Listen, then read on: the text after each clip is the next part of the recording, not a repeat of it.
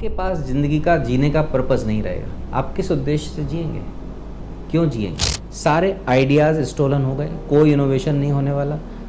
Internet पर झूठ और सच के बीच की लाइन पूरी तरीके से ब्लर हो जाएगी। अभी 80% से ज़्यादा कंटेंट आर्टिफिशियल इंटेलिजेंस पावर्ड है। सबसे पहला स्टेज अगर हम आर्टिफिशियल इंटेलिजेंस का माने तो उसको हम ANI बोल सकते हैं, आर्टिफिशियल नैरो इंटेलिजेंस। नैरो का मतलब होता है कि छोटी छोटी जगहों पे इसके यूज़ होने शुरू हो गए। यही समय ने आर्टिफिशियल इंटेलिजेंस को ये कैपेसिटी दे दी। आज एज ए इंसान, एज ए ह्यूमन, जो भी कुछ आप कर सकते हो, ये आर्टिफिशियल जनरल इंटेलिजेंस वो करने में सक्षम है। कुछ भी हो, रिगार्डलेस ऑफ एनीथिंग, कुछ भी हो। जब आर्टिफिशियल सुपर इंटेलिजेंस से पावर्ड डिवाइसेस आपके अराउंड होंगी तो वो आपसे 30 से 35 हज़ार गुना ज़्यादा पोटेंशियल रख सकती हैं। तो समस्या बहुत गंभीर है और इस समस्या से जो निपटने का एकमात्र उपाय है लोकलाइजेशन। तो करना बहुत कुछ है इस समय पे। कोई सुनना नहीं चाहता, कोई नहीं बात करना चाहता है। आर्टिफिशियल इंटेलिजेंस के बारे में बताया, एक आम आदमी कैसे प्रभावित होगा, हो रहा है या आगे होगा? देखो, इस सवाल को ऐसे लेते हैं कि जो आर्टिफिशियल इंटेलिजेंस है, इससे तुम्हें अभी क्या फ़र्क पड़ रहा है और भविष्य में क्या फ़र्क पड़ेगा। बिल्कुल, बिल्कुल। ठीक, तुमसे मतलब सबसे, बिल्कुल सबसे मतलब एक एक व्यक्ति जो है। आर्टिफिशियल इंटेलिजेंस जो अभी हम देख रहे हैं हमारे फ़ोन में, जो ChatGPT है, क्लॉड है, अब जैसे जो कॉकरोच जनता पार्टी है, उसकी वेबसाइट बनाने में कितना टाइम लगेगा? 2 मिनट भी नहीं लगे होंगे। आपने क्लॉड पे गए होगे, आपने दे दिया कि एक सटायरिकल पॉलिटिकल मूवमेंट बना दो, कंटेंट से लेके पूरे ग्राफिक्स बनाने में उसको 2 मिनट भी नहीं लगे होंगे, आपको वेबसाइट दे दी होगी। काम आसान हो गया जी। इसका मतलब है कि हम जब आर्टिफिशियल इंटेलिजेंस को यूज़ कर रहे हैं तो आर्टिफिशियल इंटेलिजेंस हमारी ज़िंदगी को आसान कर रही है। अब आसान करते करते धीरे धीरे क्या हो रहा है सोचो।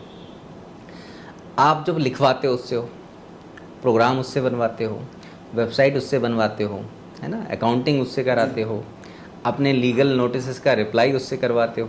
तो ज़िंदगी का जो हर एस्पेक्ट आपने देखा है, ज़िंदगी का जो हर रेंज आपने कवर किया है, वहाँ पे इसने आपको प्रभावित करना शुरू कर दिया है। अभी जितना हम जो देख पा रहे हैं, है ना। जी। अब सबसे पहले हम थोड़ा सा इसका क्रमिक एवोल्यूशन को समझते हैं कि कैसे ये धीरे धीरे धीरे हमारी ज़िंदगी का हिस्सा बनी और हमें दिखा नहीं। आज जब जाइंट फॉर्म हो गया इसका तो हमें दिखना शुरू हो रहा है।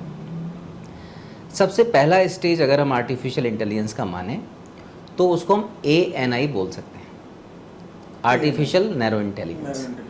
नैरो का मतलब होता है कि छोटी छोटी जगहों पे इसके यूज़ होने शुरू हो गए। इंटेलिजेंस तो इंटेलिजेंस है। अब जब आप कोई चीज़ देखते थे, गूगल पे कोई सर्च करते थे किसी प्रोडक्ट के बारे में, किसी प्लेस के बारे में, तो आपने महसूस किया होगा कि उससे रिलेटेड कहीं ना कहीं एडवर्टीजमेंट आपके पास आने शुरू हो जाए। एडवर्टीजमेंट आते हैं। एडवर्टीजमेंट से भी पहले सोचो, जब ये कॉमर्स सेंटर नहीं हुआ था पूरा का पूरा गूगल या जो इंटरनेट स्पेक्ट्रम, तब आपके पास रिलेटेड सर्च आती थी और पूरे ग्लोब से आती थी, पूरी दुनिया से आती थी। धीरे धीरे ये जो फ़िल्टर लगा, ये लोकलाइज होना शुरू हो गया। पहले आप जब सर्च करते थे दुनिया भर के रिजल्ट आते थे आपके पास, आज से 10-12 साल पहले और पहले। अब क्या है, अब ये लोकलाइज हो गया है। लोकलाइज मतलब बिल्कुल लोकलाइज्ड। आप जिस जगह पे बैठे हो, IP एड्रेस के हिसाब से, आपकी डिवाइस के हिसाब से, आपके एक्सपीरियंस के हिसाब से, उस जगह के ही एक्सपीरियंसेस आपको एनकाउंटर होते हैं। उस जगह के ही लोकेशंस, प्रॉपर्टीज़ या जो भी आप सर्च कर रहे हो वो आपको एनकाउंटर होती है। वहाँ से आर्टिफिशियल नैरो इंटेलिजेंस ने धीरे धीरे मोमेंटम पकड़ा। फिर ये कॉमर्स में प्लग हो गया। इन्होंने एडवर्टीजमेंट को डिस्ट्रीब्यूट करना शुरू कर दिया। आप बोलते हो कि हम सोचते ही हैं किसी चीज़ को, अब बोलते हैं तो वो हमारे सामने आना शुरू हो जाता है। हमने कमरे में फ़ोन भी दूर था फिर भी वो आना शुरू हो जाता है हमारे सामने। तो आर्टिफिशियल नैरो इंटेलिजेंस का सबसे पहला यूज़ यूट्यूब के वीडियोज़, ई-कॉमर्स जैसे अमेजन है, गूगल सर्च, इन जगहों पर, नेटफ्लिक्स पर, इन सभी जगहों पर नैरो इंटेलिजेंस का यूज़ होना शुरू हुआ। और भी बहुत सारे सेक्टर्स हैं। तो डीप लेवल पे इन्होंने धीरे धीरे इवॉल्व करना शुरू किया। अब ये चीज़ रुकती तो है नहीं, रिसर्च तो लगातार चलती है। अब ये काम शुरू हो रहा है, इवॉल्व होना शुरू हो गया। धीरे धीरे जो कैपेसिटी थी, इसने जनरल एबिलिटीज़ को डेवलप करना शुरू कर लिया। इसने लिखना, बोलना, पढ़ना, समझना, अपने हिसाब से कॉन्टेक्चुअल रेफरेंस देना, ये इसने शुरू कर दिया। अगला स्टेज आ गया, मतलब इंटेलिजेंस जो नैरो थी अब जनरलाइज हो गई। जनरलाइज का मतलब जो आप और हम इन जनरल कर सकते हैं, हम और हम क्या कर सकते हैं? गा सकते हैं, सुन सकते हैं, बोल सकते हैं, सोच सकते हैं, यही सब काम तो कर सकते हैं। आज एक इंसान इंसान क्यों होता है? क्योंकि वो एक सर्टेन कैपेसिटीज़ को डिस्प्ले करता है, जिसको बोलते हैं ह्यूमन पोटेंशियल।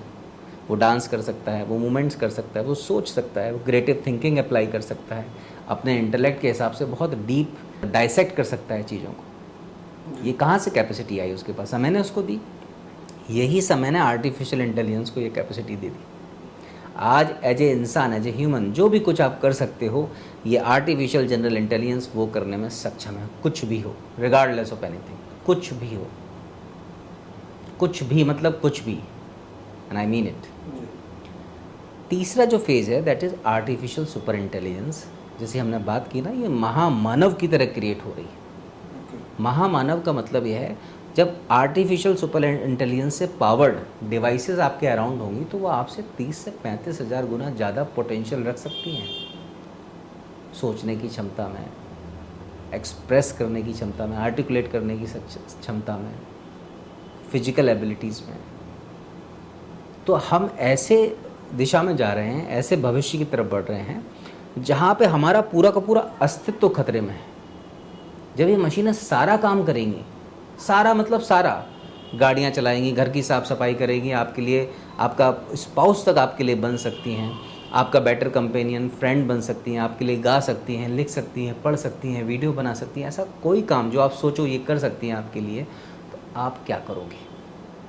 आज आप लोग जो यहाँ बैठे हो, तो आपका यहाँ बैठने के पीछे भी तो लक्ष्य है कि हमें कुछ सीखना है, कुछ करना है, कुछ आगे बढ़ना है, कुछ हमें स्ट्राइव करना है, कुछ समझ के अंडरस्टैंडिंग को डेवलप करके ये बनाएंगे, वो बनाएंगे। ये आपकी ज़िंदगी का लक्ष्य है ना।